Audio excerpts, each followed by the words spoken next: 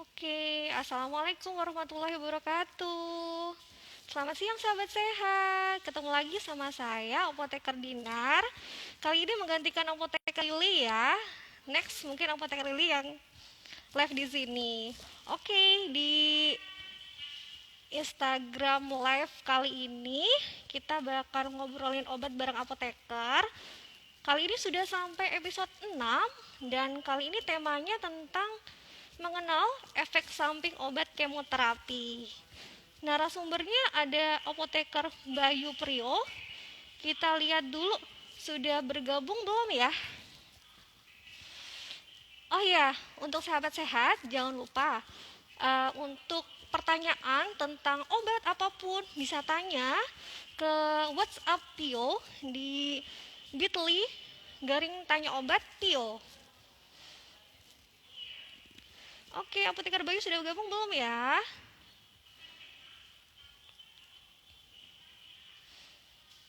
Oh iya, hari ini hari ulang tahunnya Rumah Sakit Dr. Karyadi.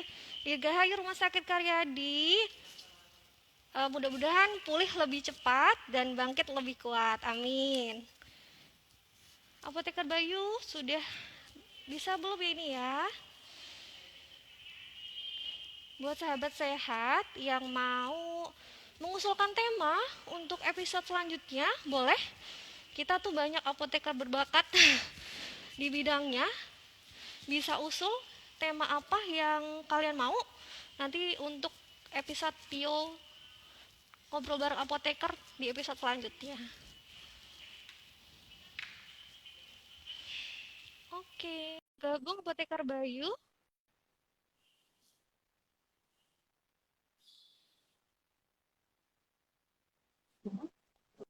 Halo, selamat siang apoteker Bayu. Halo, selamat siang. Iya, gimana kabarnya di Jumat yang berkah ini? Baik? Alhamdulillah baik. Oke, kita perkenalkan dulu ya. Perkenalan dulu, silakan apoteker Bayu. Ya,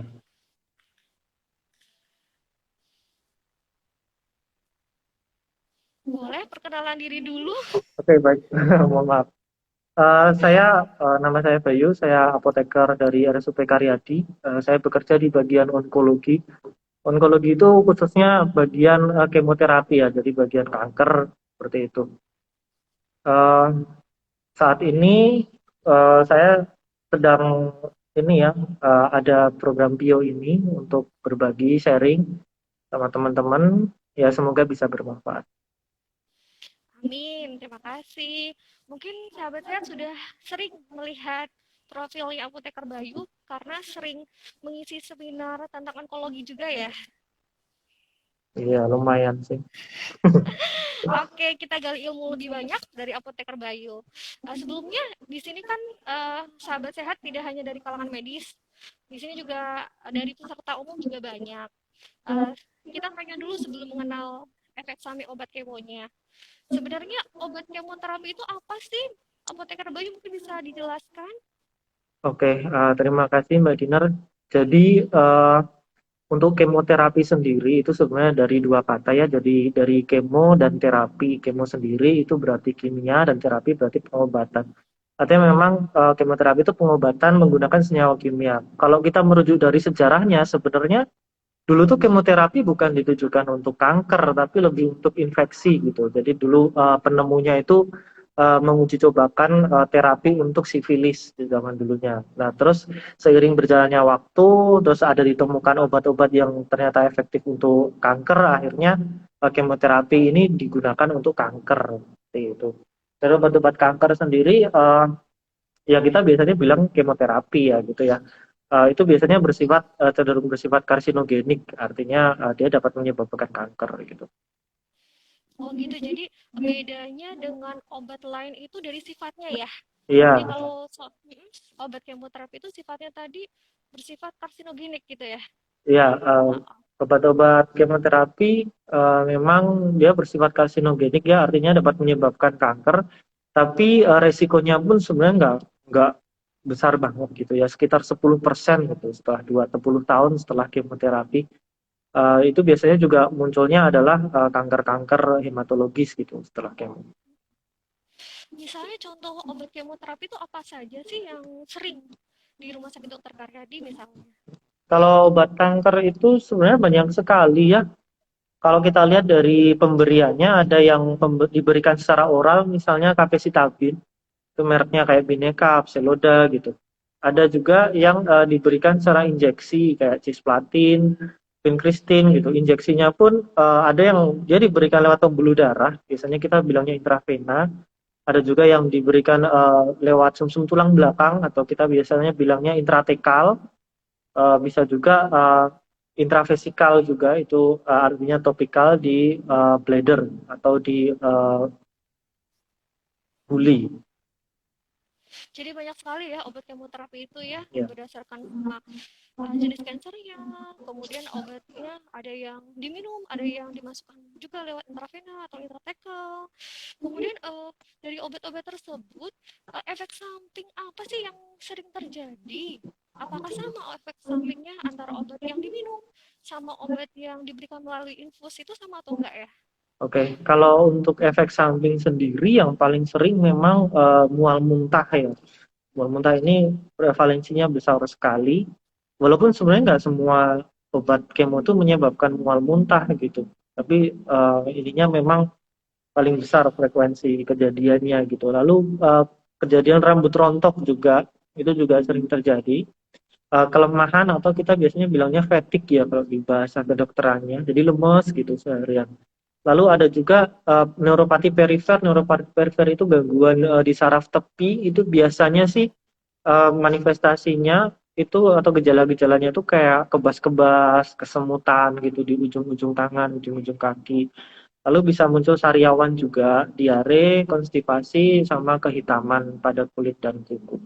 Untuk efek samping yang oral memang cenderungnya sedikit lebih ringan gitu karena obat kemoterapi oral pun jumlahnya masih sangat terbatas dibandingkan dengan yang intravena juga. Dan obat yang kemoterapi oral sendiri kayak capecitabine misalnya, dia itu kan sebenarnya 5 FU, jadi prodrug dari 5 FU. Ketika dia masuk ke dalam tubuh, dia akan berubah menjadi obat yang namanya 5 FU. 5 FU itu kita punya yang injeksi, kita punya injeksi. Kalau bentuk oralnya itu tadi capecitabine itu tadi dalam bentuk prodrug itu. Dan 5 FU ini efek sampingnya ya sebenarnya cenderung minimal gitu, baik yang injeksi maupun yang oral itu cenderung minimal. Mual, muntah, tapi muntahnya biasanya nggak begitu berat, bahkan sangat minimal ya muntahnya. Nanti kesemutan itu yang sering muncul. Iya, karena kan banyak pasien yang saat ini yang akan kemoterapi kadang cenderung saya pengen kemoterapi tapi tuh yang efek sampingnya ringan itu lebih baik yang diminum apa yang dimasuk lewat infus tapi kan tidak semua obat ya apa apoteker Bayu yang semua diberikan lewat minum karena tidak semua bisa Iya gitu. betul.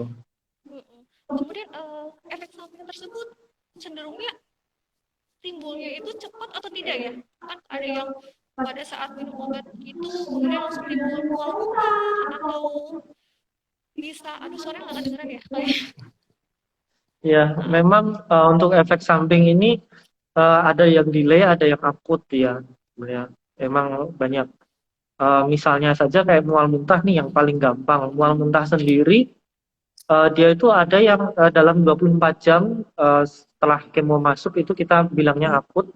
Kalau pasca 24 jam setelah obat masuk itu berarti fase delay gitu. Jadi memang efek samping seperti ini tuh bisa muncul pas di rumah gitu. Nah, kita memang kadang kasihan atau ada kekhawatiran gitu efek samping itu muncul di rumah sehingga sebelum pasien pulang kemo itu ya diharapkan sudah paham. Jadi kalau ada yang mau ditanyakan, segera tanyakan sama apotekernya, tanyakan sama dokternya. Kira-kira nanti apa sih yang akan muncul gitu di rumah? Nanti saya mual muntah nggak? Terus apa yang harus diminum ketika misalnya terjadi reaksi seperti ini? Gitu. oh, betul jadi efek samping kemoterapi juga bisa bersifat delay juga ya karena kadang pasien kemoterapi sehabis pulang tuh dapat ondansetron tapi pasien mengatakan saya nggak mual muntah kenapa dibawakan ini gitu ya Ya mungkin itu itu memang buat jaga-jaga karena ya. bisa jadi terjadi efek sampingnya itu timbulnya delay betul ya Ya, jadi ya ya ini yang sering salah ya salah tafsir di pasien itu mereka tuh nunggu mual muntah dulu baru minum anti mual muntahnya gitu. Padahal sebenarnya anti mual Betul. muntah kayak ondansetron, anti mual muntah untuk fase delay itu diminum sebagai profilaksis gitu. Jadi jangan nunggu muntah dulu baru diminum gitu ya. Iya, betul. Karena kan obat-obat golongan platinum ya, Ya, itu terutama. biasanya kan menginduksi mual muntah. Jadi sebaiknya pada saat diberikan obat anti mual anti muntah itu lebih baik diminum ya, jangan tunggu Ya, betul. timbul efek sampingnya. Begitu apoteker Iya, Bayu? ya. Iya. Kemudian ada faktor risiko lain nggak yang bisa menyebabkan efek samping obat kemoterapi? Misalnya pasien tersebut faktor risikonya sudah pernah alergi terhadap obat-obatan gitu. Kemudian diberikan obat kemoterapi, dia ada faktor risiko timbulnya efek samping gitu atau nggak ada ya? Iya, untuk faktor risiko munculnya efek samping itu ada ya. Dan itu ada faktor internal maupun faktor eksternal gitu. Misalnya faktor internal kayak jenis kelamin kayak gitu. Terus usia gitu. Otomatis kalau misalnya pasiennya lebih tua kan dia lebih berisiko juga untuk mengalami efek samping. Lalu ada ras juga, jadi berhubungan sama genetik ya. Lalu faktor dari penyakit yang lain, misalnya si pasien ini udah ada diabetes nih, terus dia kemo dengan golongan platinum sehingga lebih berisiko mengalami tadi kayak kesemutan-kesemutan, neuropati perifer sendiri resikonya lebih besar gitu ya. Lalu faktor eksternal sendiri misalnya dia menggunakan obat-obat lain gitu. Jadi dia udah kemo pakai obat ini, terus dia minum obat tertentu atau dia diberikan obat tertentu yang efek sampingnya sama di satu tempat misalnya di ginjal semua, maka resiko untuk munculnya gangguan ginjal juga lebih tinggi gitu. Terus kayak cara pemberian obat juga sering berpengaruh ya. Misalnya obat itu resiko alerginya tinggi gitu, terus diberikan dalam bolus yang cepat ini. Ini baru baru tadi pagi ada nih pasien dia gatel-gatel gitu ya setelah diberikan rituximab gitu. Ternyata rituximabnya memang pemberiannya cepat gitu ya, pemberiannya yang cepat bukan yang pelan. Sehingga resiko efek sampingnya lebih tinggi gitu. Ya, jadi ada faktor resikonya juga ya dari jenis kelaminnya, laki-laki perempuan, kemudian dari penyakit penyertanya ya, ada Iya, gula darah. Nah, karena gula darah biasanya resikonya ada komplikasi neuropati perifer, padahal obat kemo juga bisa menyebabkan efek samping iya tersebut. betul. Oh iya, berarti faktor resikonya juga ada ya. Ya. Kemudian ada caranya nggak sih mengatasi efek samping obat kemoterapi seperti tadi ada neuropati perifer? Itu ada pencegahannya nggak? Kalau tadi mual muntah kan ada obat yang diberikan. Kalau seperti tadi efek samping neuropati perifer, ada nggak sih obat yang bisa diberikan untuk mencegah efek samping tersebut? Oke, efek samping kemoterapi itu memang sebagian besar bisa dicegah ya, walaupun ada beberapa yang memang nggak bisa dicegah. Atau sebenarnya kita sudah mencoba, kita melakukan riset, dalam arti kita atau peneliti ya, peneliti sudah melakukan riset besar-besaran dan ternyata hasilnya kurang bagus gitu, sehingga belum bisa dijadikan sebagai standar gitu. Contohnya ya ini neuropati perifer ini. Neuropati perifer ini beberapa literatur ada yang bilang pakai N-acetylcysteine, jadi kayak model-model antioksidan gitu ya. Ada yang rekomendasi Oke. antioksidan, tapi setelah dikaji lebih lanjut ternyata nggak nggak efektif gitu, nggak signifikan perbedaannya gitu. Jadi ya, ya sampai sekarang untuk neuropati perifer memang belum ada guideline atau terapi yang efektif untuk mencegah. Tapi kita selalu edukasi atau pasien diharapkan untuk paham kapan dia harus kembali ke dokter atau periksa kembali untuk mengatasi apabila neuropati perifernya ini menjadi berat gitu. Terutama kalau udah sampai nyeri ya. Kalau sampai nyeri, nah itu segera kembali untuk kontrol karena kalau emang udah nyeri itu treatment obatnya itu udah ada gitu ya. Jadi kalau masih kebas-kebas, iya, itu nggak apa-apa, itu wajar, dan itu akan hilang nanti ketika kemoterapinya sudah selesai. Nah, tapi kalau misalnya nanti udah muncul nyeri, nah itu segera dilaporkan ke dokternya, nanti akan diberikan anti nyeri yang sesuai. Oke, karena efek samping obat kemoterapi itu banyak. Kadang pasien harus diberikan beberapa siklus. Nah, karena timbul efek samping kemoterapi yang berat itu, kadang pasien menghentikan obat kemoterapinya gitu. Itu sebenarnya salah ya? Atau gimana sebaiknya kalau misalnya timbul efek samping obat kemoterapi yang sangat mengganggu, apakah pasien menghentikannya itu terlebih dahulu, apa harus tetap diminum obat kemoterapinya? Iya, ini dulu saya sambil cerita ya. Dulu saya pernah ada pasien itu kanker payudara. Dia cerita sama saya, dia itu dulu pernah kemo 1 kali, terus rambutnya rontok, mual muntah, lemes, terus dia meninggalkan kemonya itu. Dia beralih ke pengobatan herbal. Jadi dia benar-benar meninggalkan kemonya ini. Beberapa tahun kemudian dia kembali lagi ke rumah sakit dalam kondisi kankernya sudah menyebar, sudah metastasis gitu ya. Artinya munculnya efek samping akibat kemo itu bukan berarti kemonya itu harus dihentikan. Tergantung efek sampingnya yang seperti apa gitu ya. Kalau misalnya efek sampingnya ya cuma rambut rontok akan numbuh lagi nanti setelah kemo selesai ya. 1 sampai 2 bulan setelah kemo selesai itu akan numbuh lagi nanti. Kalau misalnya efek sampingnya yang berat, yang memang benar-benar harus dihentikan, nanti dari tim ya, dari dokternya, kita dari kesehatannya, dari petugas kesehatan, kita akan mencarikan alternatifnya gitu ya. Alternatifnya apa? Karena kan ketika nggak bisa menerima obat yang ini kan pasti ada alternatifnya yang lain gitu. Jadi nggak terus benar-benar dilepas gitu aja gitu ya. Karena kemoterapi itu kan juga butuh butuh waktu ya, butuh waktu untuk benar-benar bisa dirasakan manfaatnya gitu. Nggak 1 kali kemo terus langsung seger gitu. Kankernya langsung hilang gitu kan nggak, kan butuh waktu. Iya betul, karena kadang pasien baru masuk satu obat kemoterapi, kemudian kok habis masuk obat kemoterapi tidak langsung sembuh gitu, malah justru saya kondisinya semakin jelek, perburukan karena efek samping obatnya itu.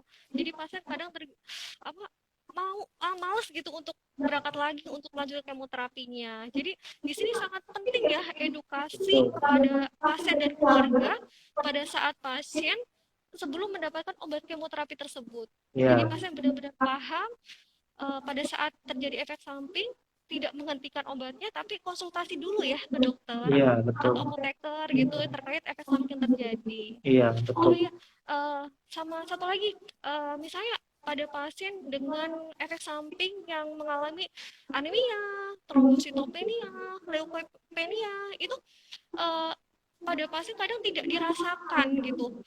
Tiba-tiba lemas, trombositnya turun. Kalau trombosit kita nggak tahu bagaimana gejalanya, pasien juga nggak tahu gitu, tidak mendapatkan edukasi. Itu jadi gimana kalau pasien yang mendapatkan obat-obat yang efek sampingnya menyerang darahnya?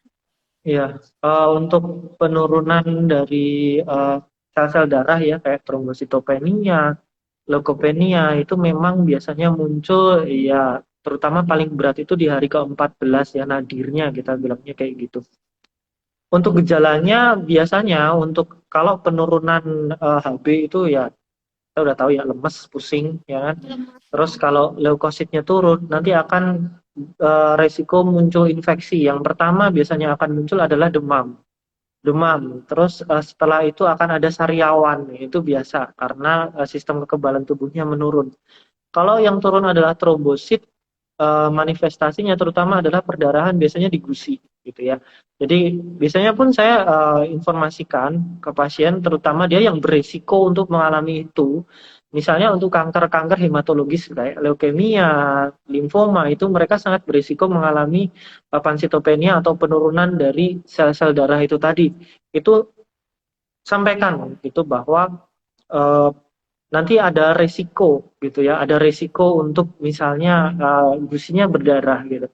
Kalau misalnya gusinya berdarah, terus nanti ada ruam-ruam di kulit biru-biru kayak gitu, segera ke rumah sakit gitu, karena bisa jadi ada penurunan trombosit seperti itu. Jadi memang ya ini peran kita juga, peran nakes ya, semua yang merawat pasien kanker itu punya peran untuk mengedukasi seperti ini. Jadi pasien itu harus aware kapan sih dia harus ke rumah sakit gitu ya. Mm-mm. Kalau misalnya terjadi anemia, tadi gejalanya seperti lemas gitu. Kalau penata laksanaan anemianya itu apakah pasien di rumah cukup dengan makan sayur-sayuran hijau saja atau suplemen yang mengandung besi? Apakah itu cukup untuk mengatasi anemianya atau pasien harus segera memeriksakan dirinya ke dokter? Kalau sepengalaman saya ya Mbak, jadi kalau untuk pasien cancer itu kalau mereka anemianya berat, jadi sampai di bawah 10. Jadi untuk pasien kanker sendiri selama eh, HB itu masih di atas 10 itu masih batas aman gitu ya. Tapi ketika batas aman artinya apa? Artinya jadi pasien kanker itu kita nggak bisa menyamakan dengan orang normal gitu ya. Kalau orang normal HB11 aja mungkin udah pusing gitu kan, udah pusing, udah lemes. Tapi untuk pasien kanker nggak, kenapa? Karena memang mereka itu kondisinya adalah anemia on chronic disease. Jadi memang tubuhnya sudah beradaptasi dengan kondisi seperti itu gitu. Jadi HB 10, 10, sekian itu biasanya memang belum ada gejala apa-apa gitu. Dan pemberian suplemen-suplemen itu tadi itu juga kita harus benar-benar waspada. Kenapa waspada? Karena pasien cancer itu mereka biasanya ketika mau kemo itu kan HB dicek nih. Kalau HB-nya itu di bawah 10, dia nggak bisa kemo memang. Kalau HB di bawah 10 nggak bisa kemo, transfusi kan. Nah, transfusi yang sering seperti terus kita tambah suplemen besi itu malah ada resiko untuk mengalami penumpukan zat besi di dalam tubuhnya. Sehingga ya paling baik memang ya dari pola makan aja, sama kalau misalnya memang udah ngerasa lemes banget nggak karu-karuan ya segera ke rumah sakit aja, nanti bisa diberikan transfusi gitu. Jadi kalau misalnya pasien kemoterapi kemudian terjadi gejala anemia, lebih baik langsung periksa ke rumah sakit untuk dicek HB-nya, dan kemudian lebih baik selama habis kemoterapi tersebut makan sayur-sayuran segar nggak Iya apa-apa. betul. Tapi kalau misalnya pada saat HB-nya sudah dipastikan rendah, stop suplemen besinya ya. Iya betul. Iya, jadi biar cepat mendapatkan transfusi HB, begitu ya, Ya. transfusi darah merah. Oke, kemudian kalau timbul efek samping trombositopenia tadi, itu kan gejalanya manifestasinya kan pendarahan ya. Hmm. Itu pendarahan yang seberapa parah yang harus dirujuk ke rumah sakit?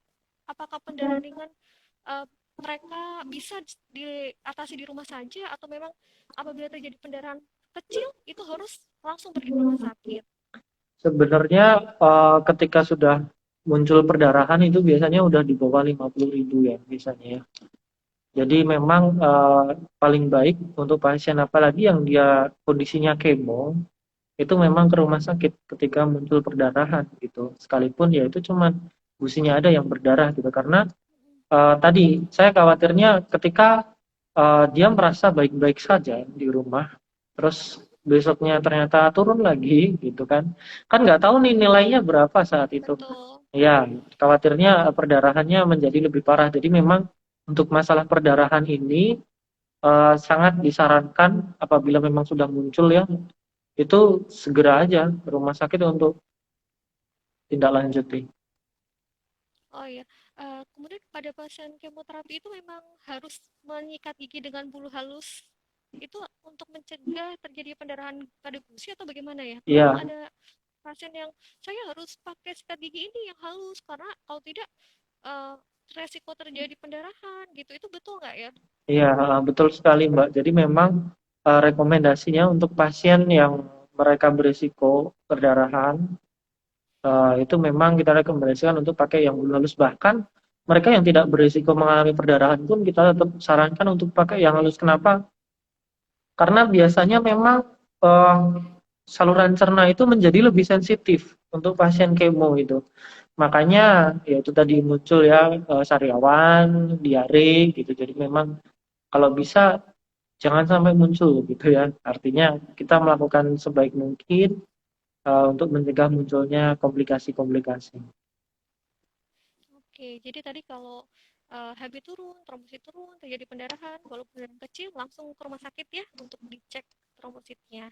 Kemudian satu lagi tadi leukopenia, itu leukosit kan turun ya.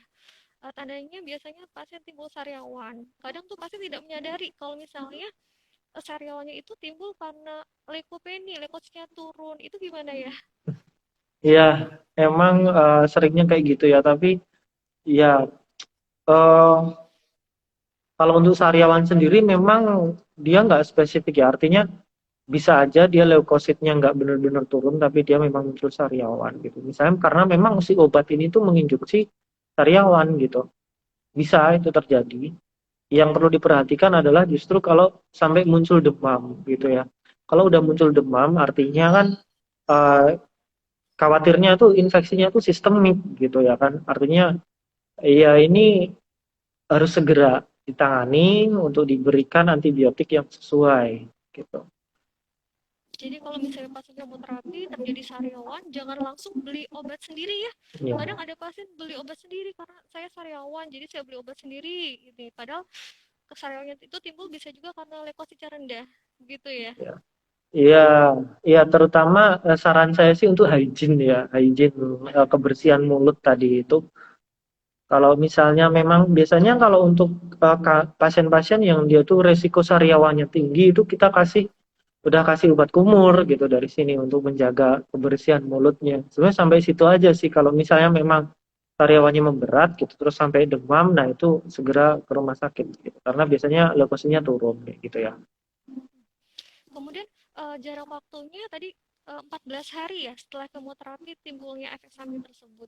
Jadi disarankan untuk pasien setelah kemoterapi jarak pemeriksaan labnya itu harus 14 hari atau bisa kurang dari itu untuk dicek labnya. Padahal sebelum 14 hari itu sudah timbul gejalanya.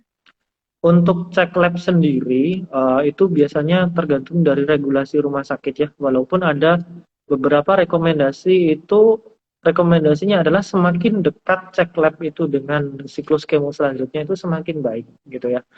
Ya kalau misalnya siklusnya tiap 2 minggu, ya 24 jam sebelumnya, sebenarnya kayak gitu ya rekomendasinya ya gitu. Oh, Walaupun seperti yang kita ketahui bahwa terjadinya leukopenia, trombositopenia itu munculnya 2 minggu setelah kemo, seringnya seperti itu. Maka 2 minggu setelah kemo itu tadi pasien harus aware sendiri, gitu ya. Harus aware sendiri. Cek lab, ya, cek lab rutin itu dari rumah sakit atau dari yaitu dari manapun itu indikasinya adalah untuk baseline sebelum kemo selanjutnya gitu ya, untuk baseline sebelum kemo selanjutnya, jadi bukan untuk melihat si pasien ini tuh ada efek samping nggak sih, bukan untuk itu tapi untuk baseline sebelum kemo selanjutnya. Jadi kalau pasien itu setelah kemo 2 minggu kemudian dia mengeluh, nah itu makanya tadi sarannya adalah segera ke rumah sakit untuk cek lab. Jadi untuk pasien kemo ini memang harus ini ya, harus semangatnya harus tinggi gitu ya, harus tinggi sekali semangatnya untuk berobat gitu ya. iya, karena kan siklus kemo misalnya ada yang 2 minggu sekali gitu. Ternyata pada saat 2 minggu tersebut kondisi pasien kan belum baik, harus perbaikan kondisi dulu. Padahal siklus kemo itu harus rutin, 2 minggu Iya sekali betul. obat tersebut masuk. Padahal obat kemoterapi itu efek sampingnya kadang ada yang berat, sehingga tidak bisa masuk siklusnya tepat 2 minggu. Begitu ya, Pak Tenaga Iya. ya? Kemudian tadi ada efek samping lainnya seperti diare. Bagaimana pengatasannya di rumah untuk pasien kemoterapi jika terjadi diare? Misalnya diarenya ringan atau berat, itu gimana pengatasannya? Ya untuk diare sendiri memang ini sering terjadi ya, terutama untuk obat-obat. Ya kita biasanya bilangnya docetaxel gitu ya, docetaxel, irinotecan kayak gitu. Itu memang sering muncul diare. Gitu ya. Kalau diarenya masih ringan, itu bisa diterapi dengan ya biasa pakai aloperamid seperti itu. Itu masih masih it's okay gitu ya. Dan si pasien ini juga harus kita edukasi untuk hidrasinya, minumnya itu harus cukup, gitu kan. Jangan sampai dehidrasi gitu ya. Tapi ketika diare itu sudah berat, ya, sudah berat, apalagi kalau misalnya diarenya ada darahnya, ini segera ke rumah sakit. Jadi memang itu tadi kita kembali dikit-dikit rumah sakit, dikit-dikit rumah sakit, karena memang efek samping kemo itu kadang kadang bisa berat gitu ya, kadang bisa berat, walaupun sebagian besar memang masih bisa diminimalisir gitu ya, artinya masih bisa sembuh sendiri gitu. Tapi kekhawatiran kita adalah pasien kondisinya di rumah gitu kan, terus dia juga belum belum tentu dia tahu di rumah tuh harus ngapain gitu ya kan. Kalau misalnya diare, ya harus banyak minum air ya. Kalau misalnya punya obat anti diare, ya silahkan aja nggak apa-apa. Kalau misalnya nggak mempan, segera ke rumah sakit kan seperti itu.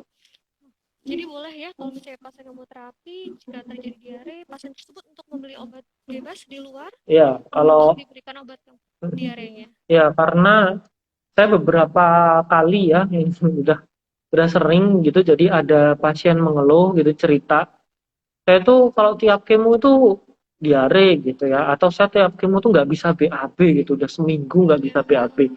Saya tanya, terus kalau nggak bisa BAB gimana Bu? Apa yang dilakuin? Ya nggak saya apa-apain Mas, kayak gitu.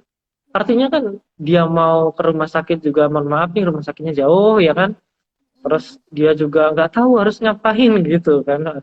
Jadi silakan kalau misalnya mau ke klinik terdekat, misalnya ke praktek dokter terdekat dulu atau ke puskesmas dulu gitu ya, nggak apa-apa. Menurut saya itu nggak apa-apa karena ya itu tadi, coba kalau kita bayangkan rumahnya di mana, di Tegal gitu, dia harus kemonya di Karyadi di Semarang gitu kan. Nggak mungkin dia ketika BAB terus dia harus lari ke Semarang untuk ketemu dengan dokter onkologinya gitu. Saya yakin ketika nanti dia menyampaikan itu ke dokter onkologinya pun dokter onkologinya akan paham gitu ya. Artinya eh, monggo silahkan misalnya pas itu diare minum anti diare, tapi nanti ketika kontrol disampaikan gitu, sampaikan sama dokternya, dok saya itu kemarin diare misalnya 2 minggu nggak berhenti gitu ya, terus saya minum obat diare sendiri, obatnya namanya ini kayak gitu. Jadi memang biasanya saya edukasi seperti itu. Kalau jenengan misalnya di rumah nyeri nyeri atau diare, monggo silahkan nggak apa-apa minum, tapi nanti ketika kontrol sampaikan gitu ya, sampaikan ke dokternya supaya dokternya tahu. jadi boleh ya beli obat bebas untuk mengatasi diarenya. Ya, Tapi diare yang paling ditakutkan kan timbulnya hiponatremi sama hipokalemi. Itu yang paling tidak diinginkan. Karena kalau misalnya minum air putih biasa, itu kan tidak bisa mengatasi hal tersebut. Jadi kalau misalnya pasien timbul diare, itu boleh minum oralit ya. iya boleh, boleh, boleh Heeh. sekali. Jadi bisa beli obat bebas sendiri di apotek untuk mengatasi diarenya, kemudian juga bisa harus minum oralit ya. Iya, mau ke puskesmas juga boleh, mau Mm-mm. ke klinik terdekat juga boleh. Oke, kalau tadi konstipasi, konstipasi itu yang boleh diberikan obat konstipasi itu setelah 3 hari, 5 hari, atau 7 hari. Apakah dengan terapi non farmakologi itu cukup, atau pasien kemoterapi harus diberikan obat untuk pencaharnya? Tergantung sih, kalau untuk dia cuman kemo aja nih, misalnya nggak dapat anti nyeri golongan opioid ya, itu dari pola makan aja biasanya udah cukup gitu. Tapi kalau misalnya dia minum anti nyeri, karena biasanya pasien kanker itu ketika kemo itu dia sambil minum anti nyeri gitu kayak MST ya, Betul. kodein gitu. Nah, obat-obat itu kan memang berisiko menyebabkan apa konstipasinya besar sekali ya, apalagi untuk pasien lansia.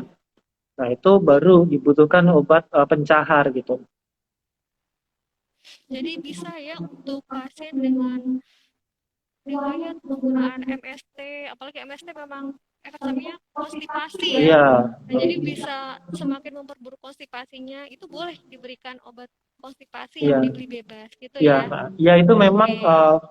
harapan kita diskusi di sini ya, kita memang supaya semuanya tahu bahwa efek samping kemo itu bisa berat, bisa ringan gitu, tergantung ya tadi ya orangnya gitu ya. Dan harus memang dapat pendampingan sebetulnya itu. Pendampingan kalau misalnya memang kita belum bisa melakukan pendampingan gitu di Indonesia, ya kita sediakan PIO gitu ya. Nah, sediakan PIO ini tuh untuk memfasilitasi gitu. Jadi kalau misalnya ada nih yang jadi di sini, misalnya ibunya kemo gitu, terus mengalami ini, silakan kalau mau tanya nggak apa-apa gitu. Karena memang eh, kadang-kadang memang butuh eh, tenaga medis ya, artinya butuh profesional kesehatan yang bisa menentukan itu harus ke rumah sakit apa enggak sih kayak gitu ya, atau menyarankan, memberikan saran-saran tadi. Iya, karena pasien kemoterapi butuh dukungan. Dukungannya Iya tidak hanya dari betul. keluarga, tapi juga dari tenaga kesehatan lainnya yang mendampingi dia selama Iya. menjalani kemoterapinya, gitu ya, Bang. Oke. Ada pertanyaan, mungkin kita buka dulu pertanyaannya, siapa yang mau bertanya? Monggo. Mumpung ada praktisi di bidangnya nih, Apoteker Bayu. Jarang sekali bisa live karena sibuk sekali dengan penelitiannya. Oke, ada yang mau tanya silahkan, bisa langsung dijawab. Oke, sambil nunggu pertanyaan, saya boleh bertanya? Silakan. Untuk pasien kemoterapi, kadang kan rambut pasti rontok tuh. Kemudian rambutnya akan tumbuh lagi atau enggak setelah siklus kemonya selesai. Karena kan banyak kan juga kan ada pasien kemoterapi yang masih muda juga gitu. Nanti ini tumbuh atau enggak ya Mbak gitu. Mungkin bisa dijelaskan. Iya. Untuk rambut rontok ini sebenarnya nggak semua obat kemo itu menyebabkan rambut rontok ya. Jadi memang eh, beberapa obat kemo, kayak obat-obat yang untuk kanker kolorektal atau usus besar itu nggak menyebabkan rambut rontok gitu. Tapi kalau untuk kanker-kanker ginekologis ya, kayak kanker serviks kayak gitu, itu obatnya biasanya memang menyebabkan rambutnya rontok kayak gitu ya. Untuk rambut rontok sendiri itu akan numbuh lagi.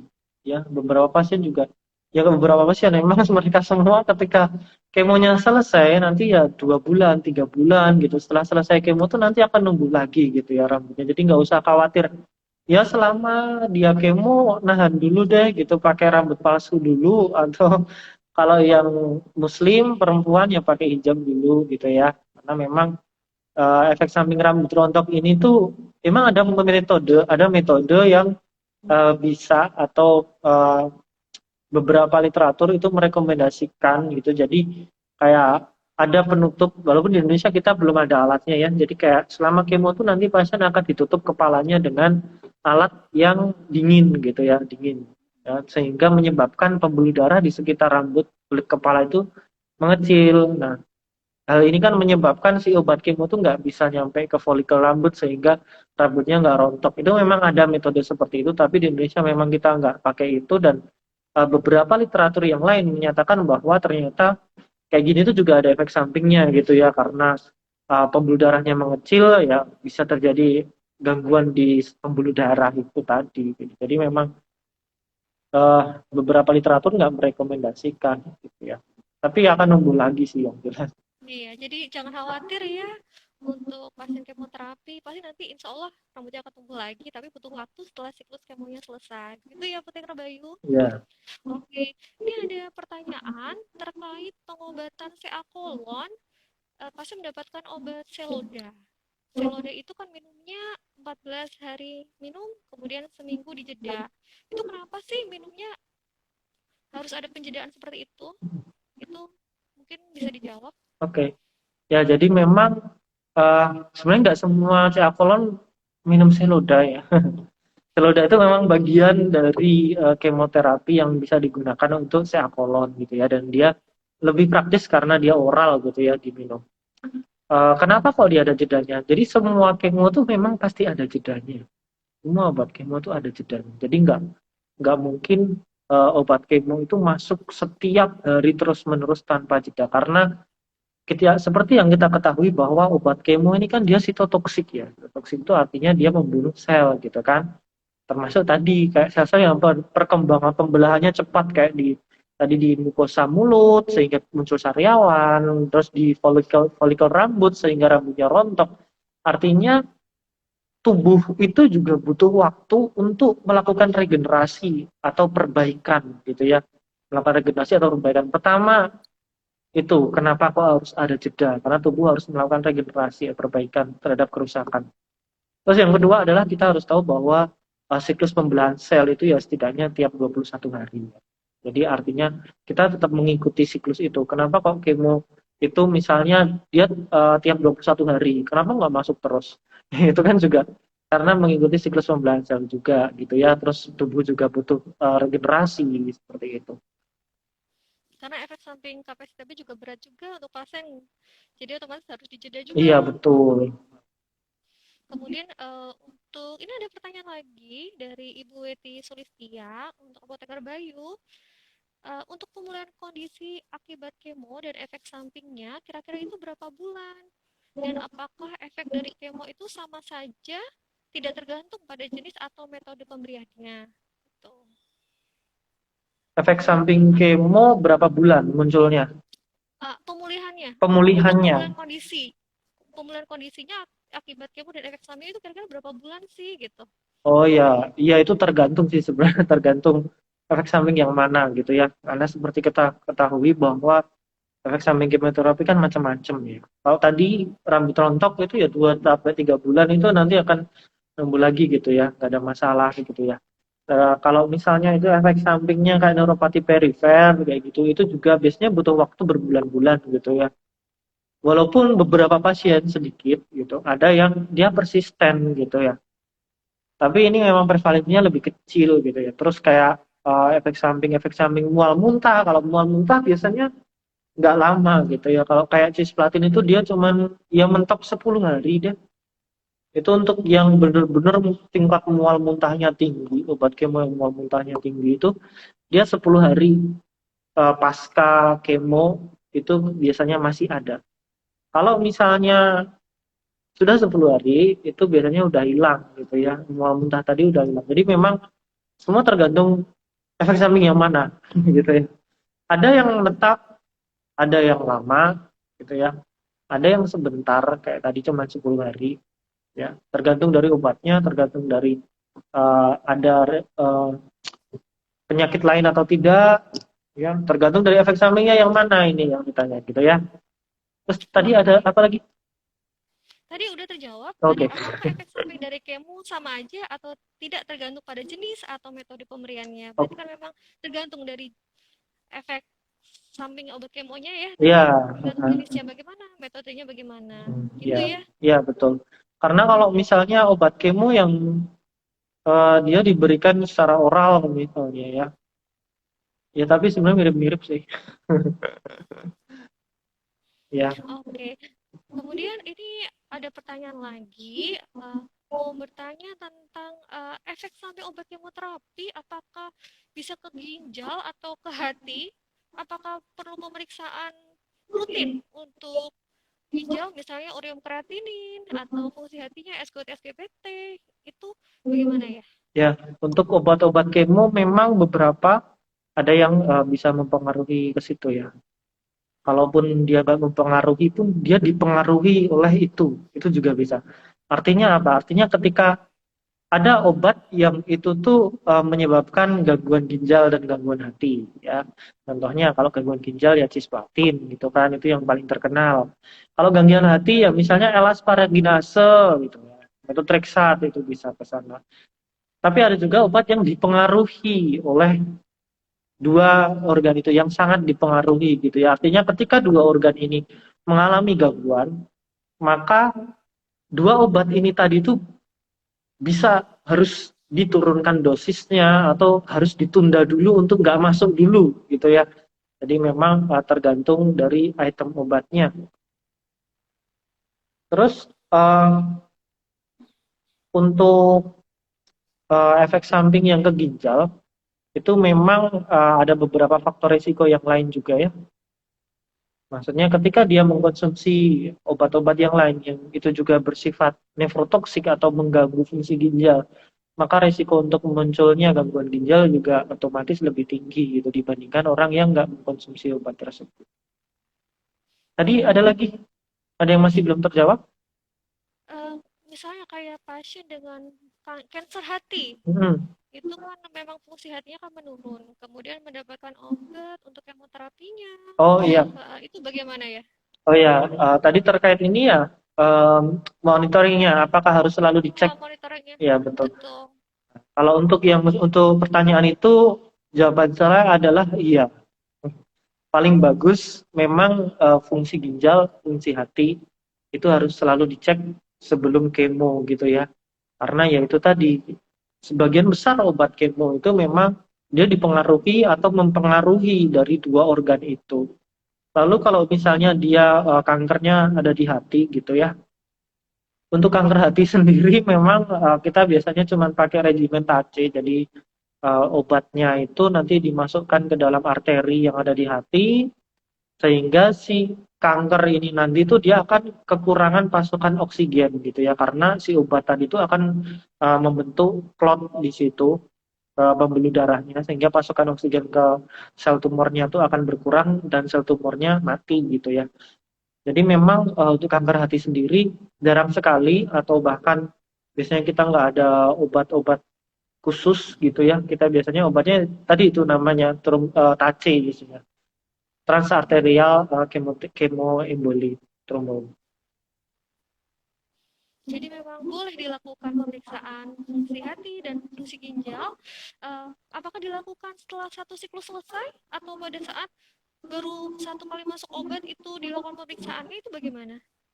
Untuk pemeriksaan itu biasanya setelah siklus ya, sebelum dan setelah siklus gitu. Jadi bukan per item obat karena ya kemo tuh biasanya cenderungnya tuh obatnya tuh banyak gitu. Artinya, I mean nggak cuma satu gitu ya. Untuk meningkatkan efektivitas dari kemoterapi itu memang nggak baiknya nggak cuma satu obat. Walaupun beberapa regimen memang cuma satu aja gitu.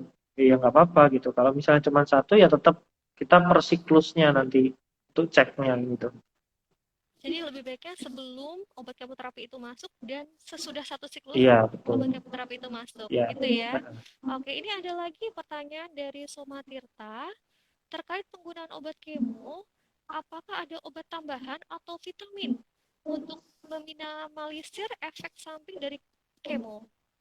Ya, untuk setelah kemo itu memang biasanya kita kasih obat tambahan ya, kayak vitamin. Misalnya tadi kayak neuropati perifer tadi ya, yang kebas-kebas, kesemutan itu memang salah satu faktor risiko munculnya adalah di defisiensi vitamin B12 gitu ya. Sehingga biasanya juga kalau pasien ada risiko ke sana, kita juga kasih vitamin B gitu ya, untuk yang mengurangi resiko lah gitu ya. Lalu ada obat-obat tambahan seperti anti mual muntah tadi. Jadi anti mual muntah ini kita berikan selama beberapa hari, terutama kalau dia misalnya kemoterapi yang highly emetogenik, kita kasihkan untuk beberapa hari kayak gitu untuk mencegah mual muntahnya. Ya. Tapi itu juga nggak semua sama gitu ya. Artinya ini tuh tergantung obatnya apa gitu. Karena ada obat yang dia cuma diberikan secara subkutan aja atau dia diberikan ya IV aja bentar gitu, cuma satu kali doang terus udah gitu. Ada yang kayak gitu. Contohnya adalah uh, bortezomib gitu ya. Bortezomib itu masuknya sebentar gitu, jadi nggak harus sebenarnya untuk diberikan vitamin-vitamin, tapi tetap ada obat yang lain nanti yang ya tergantung per case ya. Ini semua tergantung per case, kasusnya apa dulu gitu. Oke, mudah-mudahan terjawab. Kalau belum terjawab bisa kembali lagi ke sini, bisa ditanyakan ulang lagi. Kemudian ini lanjut, ada pertanyaan dari Aris Mares Prabowo. Berapa lama jeda yang diperbolehkan untuk bisa melanjutkan siklus selanjutnya? Jeda yang diberikan untuk bisa melanjutkan siklus selanjutnya maka tergantung dari dia kemonya pakai regimen apa gitu ya. Dia kemonya pakai regimen apa. Kalau Volvox itu jedanya kan tiap 2 minggu, jadi tiap 2 minggu sekali ya kan gitu. Kalau misalnya regimennya RCOP, nah, maka dia tiap 21 hari gitu ya. Jadi memang tergantung regimennya apa gitu ya. Nanti nggak usah khawatir karena ketika misalnya ada yang kemo, kita pasien kemo, itu tuh kita pasti nginfo gitu ya. Kita pasti ngasih informasi kapan sih nanti di kemo lagi kayak gitu ya. Siklusnya setiap apa gitu. Artinya nggak usah khawatir kalau misalnya memang kebetulan petugasnya lupa ya tanyain gitu ya. Kemo lagi kapan gitu ya. Jadi pada saat pertama kali mendapatkan obat kemoterapi, tanyakan dengan jelas kepada petugasnya Iya betul. kapan obat kemoterapi ini masuk kembali gitu ya, agar tidak terlambat juga. Takutnya barangkali karena ada efek sampingnya, kemudian nanti kalau sehat baru obat kemoterapi itu masuk, padahal itu nggak boleh ya. Jadi misalnya siklusnya diubah sendiri oleh pasien karena efek sampingnya berat menurut pasien, Iya, itu nggak boleh ya. itu jelas nggak boleh ya. Itu jelas nggak boleh karena memang ya semua tuh ada dasarnya sih, ada dasarnya. Kenapa itu per 2 minggu, kenapa per 3 minggu, kenapa per 4 minggu, itu semua ada dasarnya gitu ya. Jadi tetap sesuai jadwal gitu ya. Kalau misalnya terpaksa mundur nih karena ruangannya penuh atau karena kondisinya memburuk gitu ya. Kalau kondisi memburuk segeralah gitu ya lapor gitu ya atau kontrol lagi ke rumah sakit, nanti kan ada dijadwalkan ulang. Nah, kalau untuk kondisi seperti itu memang diperbolehkan ya, karena kalau kondisinya lagi jelek, terus dipaksa untuk kemo itu justru malah nggak boleh gitu, malah makin makin jelek gitu ya. Jadi memang nunggu fit dulu. Tapi yang menentukan itu fit apa enggak untuk kemo tentu saja dari dokternya gitu ya. Makanya ketika merasa badannya ya tadi nggak karu-karuan ke rumah sakit aja nggak apa-apa karena nanti akan dicek gitu ya, dia akan cek lengkap, dia akan tahu oh ini misalnya oh ini HB-nya turun nih kayak gitu, transmisi aja gitu masih bisa kemo nanti kalau HB-nya baik kayak gitu. Kalau misalnya siklusnya 2 minggu, tapi karena ada perburukan kondisi dari pasien, jadi 3 minggu, itu gimana? Apakah nggak apa-apa untuk regimen obat kemoterapinya? Ya, selama ini sih ya, jadi memang kita sudah mencoba mencari gitu, nggak cuma saya. Kita memang sudah mencoba mencari sebenarnya efektivitasnya itu seperti apa sih gitu lah ketika obat itu mundur gitu ya.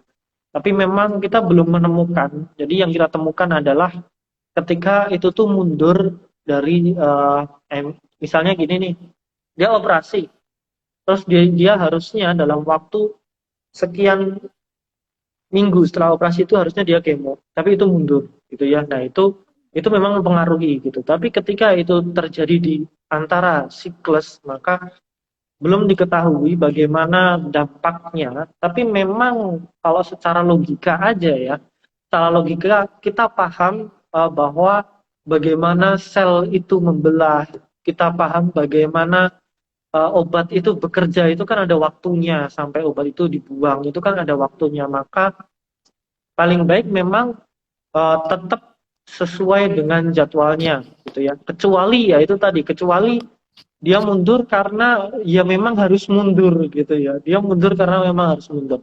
Tapi kalau misalnya itu karena keperluan yang lain, misalnya, oh, saya mau jalan-jalan dulu, jalan-jalannya nanti dulu, kemo dulu, kayak gitu ya. Jadi sebisa mungkin sesuai jadwal.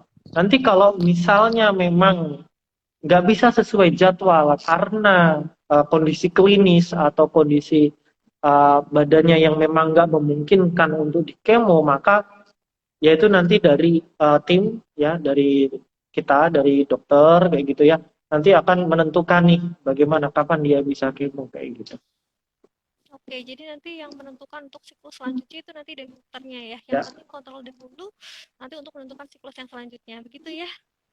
Oke, ini ada pertanyaan lagi terkait efek samping anoreksia. Itu pengatasannya bagaimana? Karena pasien kan tidak mau makan sama sekali, kemudian mual muntah. Itu apa perlu nutrisi yang diberikan lewat infus? Apakah pasien harus mondok? Bagaimana ya Apotek Bayu? Iya, memang untuk anoreksia ini memang sangat sering muncul ya, sering sekali pasien itu bahkan ada yang ya dia bau nasi aja tuh udah nggak nafsu makan gitu. Memang sering sering sekali. Uh, untuk terapinya sendiri beberapa ada sih rekomendasi obatnya kayak misalnya kayak tracetat sirup itu ada rekomendasi. Tapi untuk efektivitasnya sendiri itu juga masih dalam investigasi, artinya masih dalam penelitian lebih lanjut lagi. Dia benar-benar efektif nggak sih gitu ya? Karena beberapa literatur ada yang bilang ini tuh nggak efektif, tapi ada yang bilang juga ini tuh direkomendasikan gitu. Jadi uh, memang ini masih gantung gitu ya. Jadi saya belum bisa menjawab apa rekomendasinya gitu ya. Saya belum bisa karena memang ini masih proses penelitian lebih lanjut. Tapi untuk mual muntah anoreksia tadi itu ya. Jadi memang saya biasanya bilang tetap harus makan gitu ya. Karena jangan sampai nggak ada makanan sama sekali. Tetap dibantu harus makan gitu ya. Kalau misalnya makannya biasanya 3 kali sehari dalam porsi yang besar, maka bisa dikurangi menjadi 6 kali tapi porsinya kecil-kecil gitu. Jadi sedikit-sedikit aja nggak apa-apa gitu ya.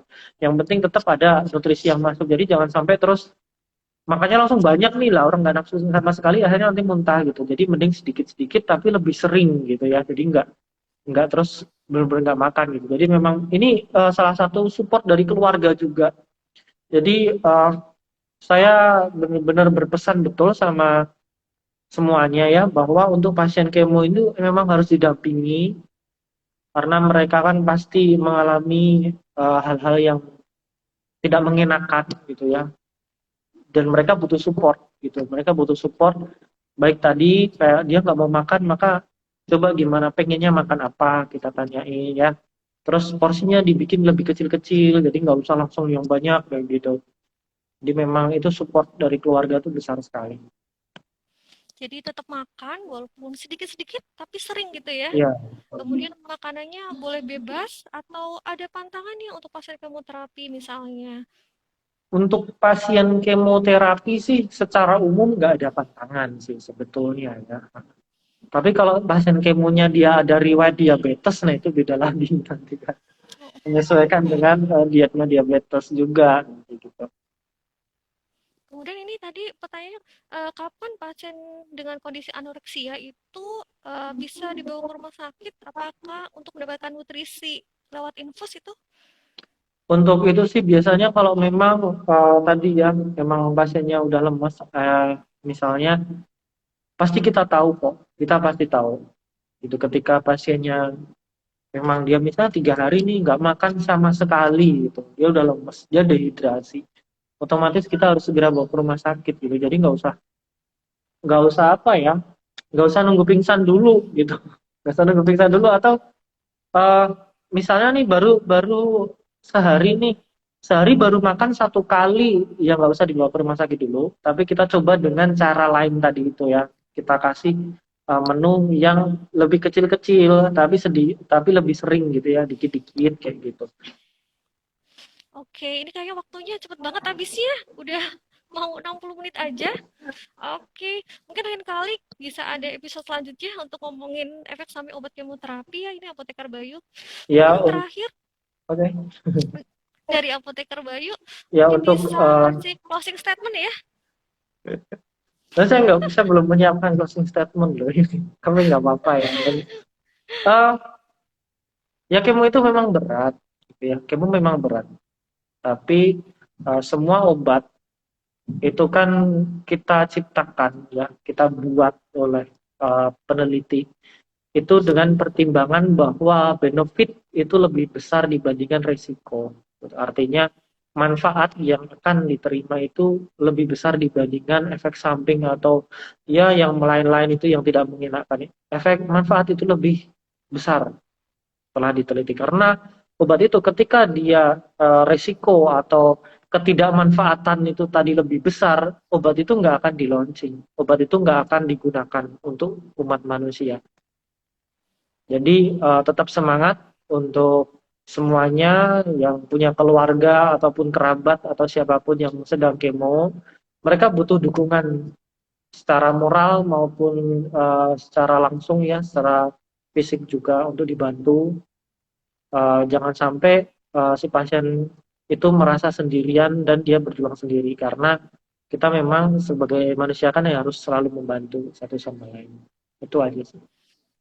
Baik, terima kasih Apoteker Bayu. Ya, Mungkin nanti terima kalau kasih. ada pertanyaan lainnya bisa WA di Pio, nanti akan dijawab langsung. Dan juga jangan lupa pesan yang sangat penting pada hari ini, jangan takut untuk kemoterapi, jangan takut untuk efek samping obatnya, karena kemoterapi itu salah satu bentuk ikhtiar juga selain doa. Jadi semangat untuk para pasien kemoterapi dan juga untuk keluarganya tetap berikan dukungan.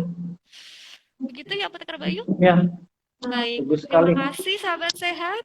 Jangan lupa nantikan episode nobar ngobrolin bareng apoteker episode 7 ditunggu. Silahkan bisa kasih temanya ke Pio Rumah Sakit Dr. Karyadi. Jadi bisa update ilmu bareng-bareng lagi bareng apoteker Rumah Sakit Dr. Karyadi. Baik, terima kasih. Assalamualaikum warahmatullahi wabarakatuh. Selamat siang. Waalaikumsalam. Terima kasih.